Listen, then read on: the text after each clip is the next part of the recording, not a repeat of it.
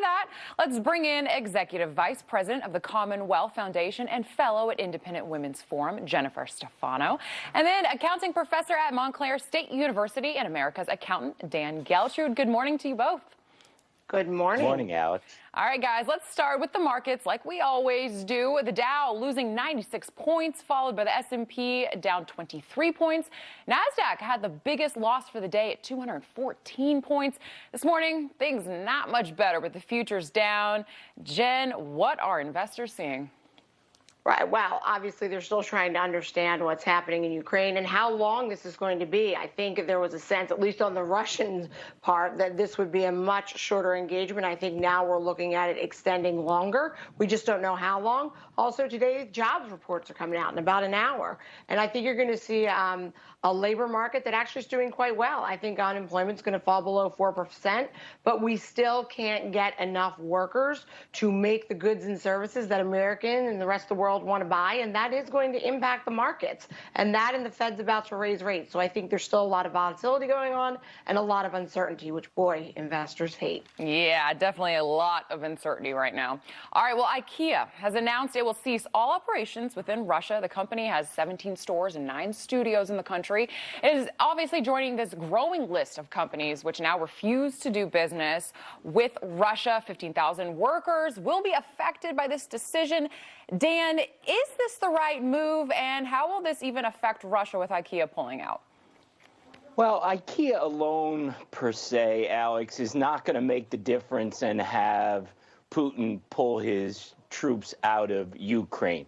However, this is part of a growing movement, and the more and more that Russia is isolated, particularly by the business community, because what we're talking about here is an economic squeeze. Unless something potentially unforeseen happens that actually drags the rest of the world, NATO, into a military conflict here, our weapon, our tool, is economics, and that's what we have to use. I think it's going too slow, but that's a direction we need to go in.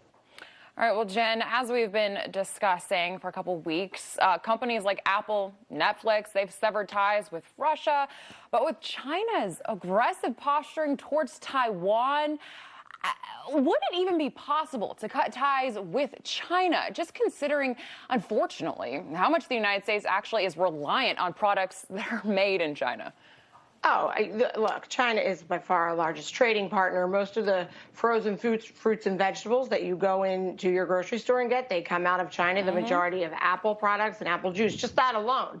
So that would be a much more difficult situation. Also, though, it is also very difficult for China to think about any type of sanctions from the United States. Remember, they're struggling economically right now, too. Their retail growth was not even half of what they expected to be. They have labor shortages and supply chain issues as well. Their costs of goods are going up, and they cannot get the people, their citizens, to buy things. So they're in a bit of an economic bind as well. And I think if they're looking at the rest of the world and seeing how they're reacting to China, to Russia, I doubt the Chinese want the same thing to happen to them if they go into Taiwan. Taiwan must be thanking Russia right now for showing the Chinese an example of what bad looks like if you do this.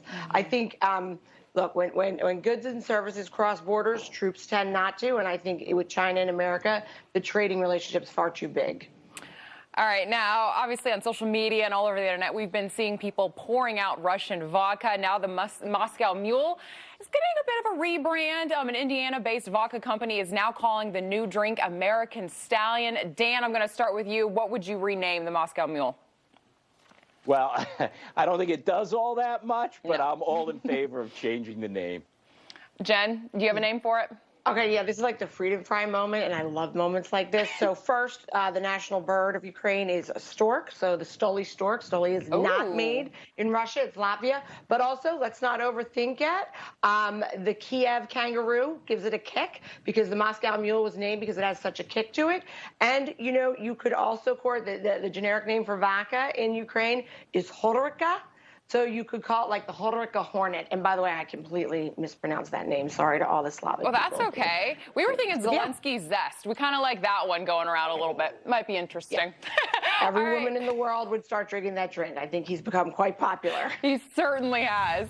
All right, thank you so much, Jennifer Stefano and Dan Geltrude. As always, such a pleasure having both of you on. Thank you. Thank you. Thanks for having us.